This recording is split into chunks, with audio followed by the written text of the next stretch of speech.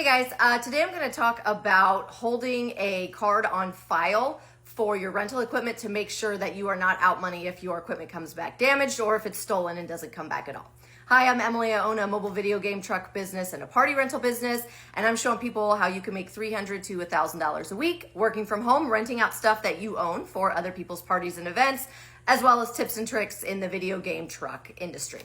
So follow along for some of those with us. Okay, so today I've had a lot of people ask me about that. Like, who do you use for your credit card processing company? How do you hold the card? How do you make sure that it's secure? I'm gonna answer all of that. I use Stripe, which is a credit card processing company. I shopped around when we first got into business. We do decent volume between both businesses. And so when I was looking at fees, they're kind of on par. Most people are within the same sort of range. I liked them because they were rated very high for cybersecurity.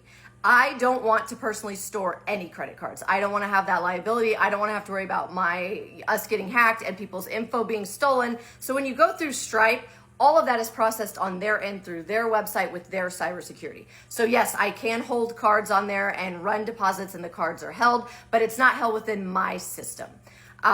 So that was the biggest thing for me. That is a headache I did not want on my plate. I don't know if you can do it yourself for cheaper. I'm sure there's usually always that option. But like I said, it was not worth it to me to have to worry about cyber attacks and people's cards getting hacked and that sort of thing. So Stripe does all of that for me. Their customer service is really quick and easy to get a hold of if I ever have questions. So I've been very pleased with that. So what I do is when we have someone that's booking with us, they're going to sign the rental contract. They're going to get a deposit invoice that they have to pay. When they pay that, it has to be paid with a credit card so that that card is now on file and it's been ran so that we know that it is a working card that has funds available. I get a lot of questions about people sidestepping this. Like, how do you know there's funds available? Because I am running a deposit. So that is one of the first steps for me so that I know it's not like a gift card that there isn't anything on it. We run deposits, that is held. People ask, what if they cancel the card? There are some issues there, but keep in mind they're authorizing a deposit that's already been ran and approved, and they're signing a rental contract. So I have one person one time that disputed something, but they lost because they have a signed rental contract and they approved the deposit. That's that. I will say when we rent out really expensive stuff, like if you're renting out a whole, like our backyard theater party, which is $500 to $700 worth of equipment, on those, I will typically do a credit hold if I have some concern. And that just means that Stripe is pulling those funds off the card as a deposit and Stripe is holding it. The money does not come to us. Stripe is just holding it, hold it off and hold it to verify that those funds are available.